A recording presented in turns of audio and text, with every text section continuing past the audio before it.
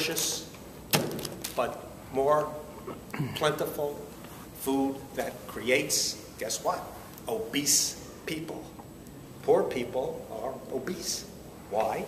Here's one of the reasons. It's expensive to be poor. It's expensive to be poor. Who would take this?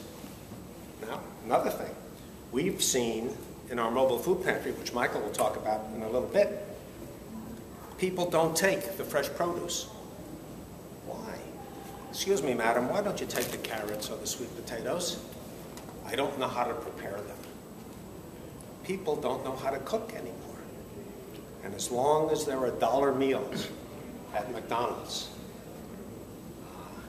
as long as there's a microwave, as long as everyone in the house is working or not working, doesn't know how to cook, you're going to have an obesity problem. Obesity problem, you're going to have a diabetes problem. We're going to have an obesity problem and a diabetes problem.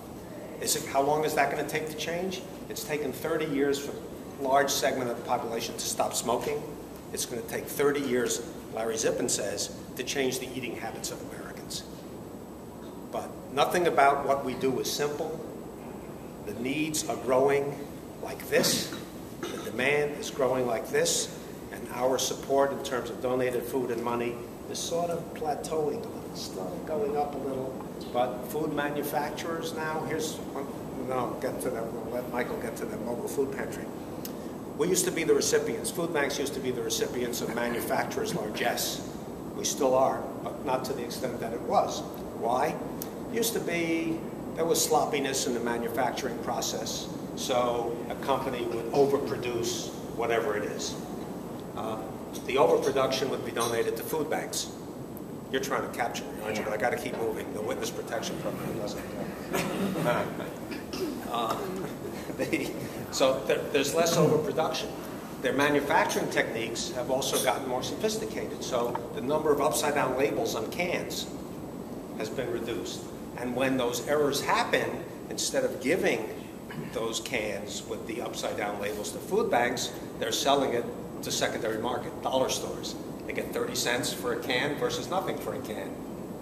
And in general, the amount of food prices going up.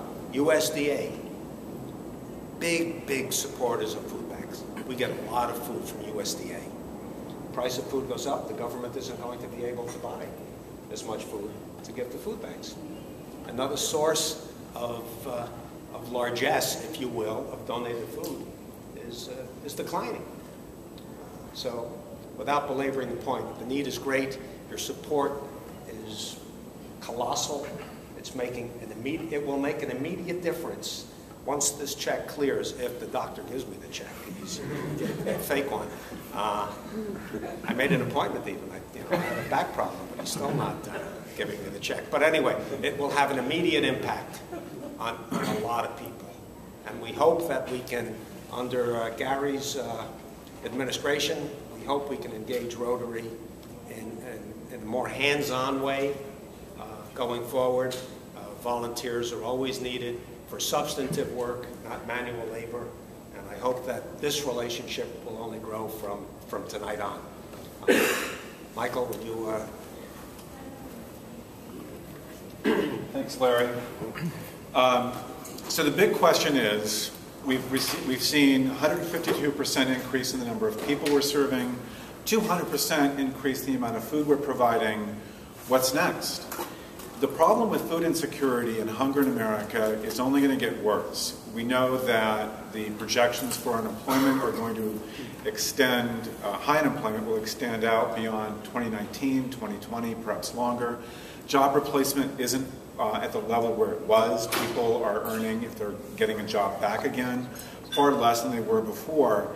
And again, these are the people that we're serving. The working poor is the fastest growing segment. Not only of the people we're serving here in Virginia, but nationwide as well. So our task ahead is to really extend the reach that we have in partnership with community food pantries and soup kitchens. Now, there are real barriers. Larry talked about what's happening on the food acquisition side. But on the distribution side, there are significant obstacles in the way.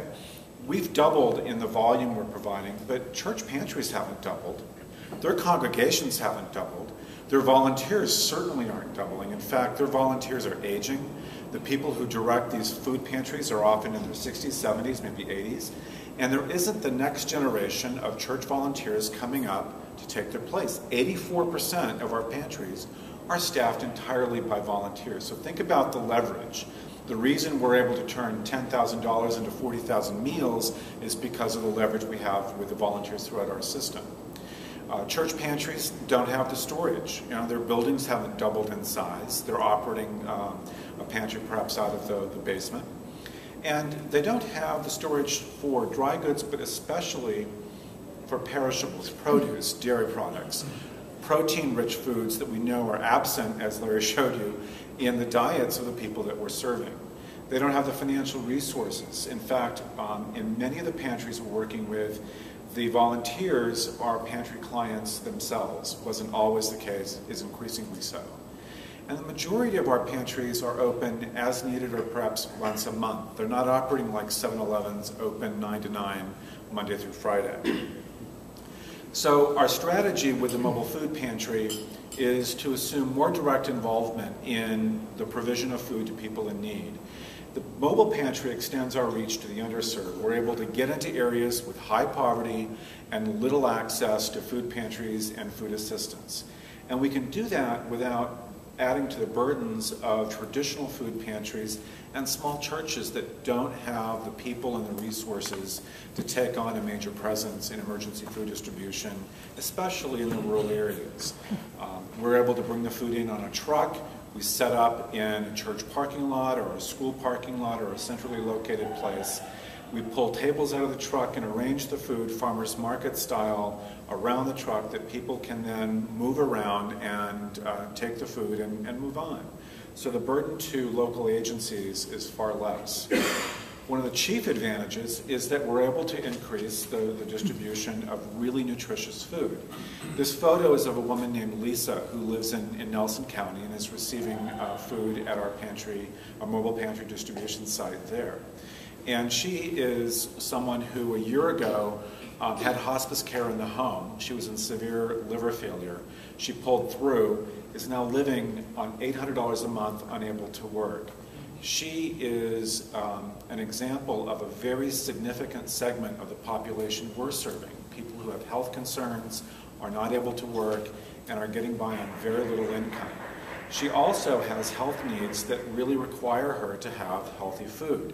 At this distribution, which occurred April 5th, we had roasting chickens, carrots, onions, potatoes. We had dairy products. We had whole grains, cereals, breads. And these are not foods that a lot of pantries are able to handle. Half of the load on that truck that day consisted of perishable food. We get excited about that sort of thing at the food bank. We launched this program in January. We're distributing twice a month in 3 locations thus far in Buckingham, Albemarle, and Nelson. Are looking to expand to at least 2 more sites this year. Our goal in the first year was to distribute 800,000 pounds of food, or over 600,000 meals, to an average of 1,200 families per month. Thus far, we've just in the last few months moved about 142,000 meals and then served 1,620 families in March. It's been a steady increase. We expect that we'll be surpassing our goals across the board in the first year of operation. The project is about $250,000 for the first year. About half of that is for the truck.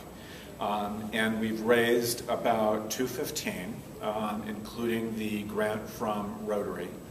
And that's thanks to all of you and to the Charlottesville Area Community Foundation, which provided a lead grant of $100,000, and Perry, Better Living, MLG, BioCat, and an anonymous donor.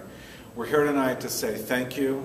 You've really done an enormous amount of good in this community, and I echo Larry's invitation to become directly involved either through us or with a myriad of food pantries and soup kitchens, Salvation Army, Holy Comforter, Loaves and Fishes, many others here in downtown Charlottesville. Any questions for either Larry or for me?